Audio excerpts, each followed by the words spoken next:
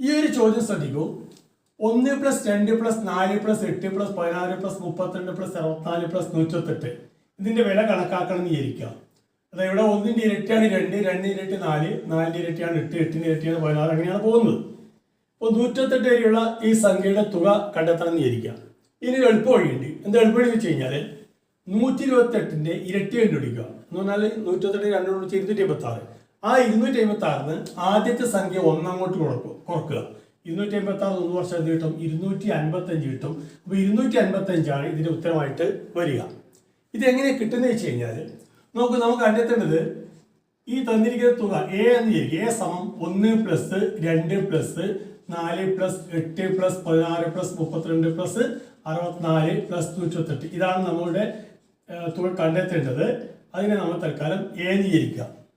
അടുത്ത ചെയ്യേണ്ടത് ഈ എ ഏതൊരു ഇക്വേഷനാണ്. ഈ ഇക്വേഷൻ മുഴുവനായിട്ട് നമ്മൾ എന്ത് ചെയ്യുന്നു? 2 കൊണ്ട് ഗുണിച്ചു കഴിഞ്ഞാൽ 2a സമം 2 + 2 + 2 + 4 + 8 + 16 + 32 + 64 + 128 + 256 എന്ന് കിട്ടും.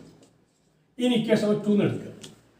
അടുത്ത ചെയ്യേണ്ടത് ഈ ഇക്വേഷൻ 2ൽ നിന്ന് 1 അങ്ങോട്ട് കുറച്ച് കഴിഞ്ഞാൽ 2a നിന്ന് a കുറച്ച് കഴിഞ്ഞാൽ കിട്ടും a കിട്ടും. a സമം 2 ഈ 2 ന്ന് 2 എന്തായാലും കുറക്കേണ്ടി വരും. അപ്പോൾ 0 കിട്ടും. 4 4 കുറക്കേണ്ടി വരും. 8 8 കുറക്കേണ്ടി വരും. 16 16 കുറക്കേണ്ടി വരും. 32 32 കുറക്കേണ്ടി വരും. 64 64 കുറക്കേണ്ടി വരും. 128 128 കുറക്കേണ്ടി വരും. ഇനി ബാക്കി എന്താണത്? ഈ രണ്ടാമത്തെ ഇക്വേഷൻ 286 നിന്ന് ആദ്യത്തെ ഇക്വേഷനിലെ 1 അങ്ങോട്ട് കുറക്കണം. 286 1 വർഷം എന്തായിരിക്കും? 255 ആയിരിക്കും.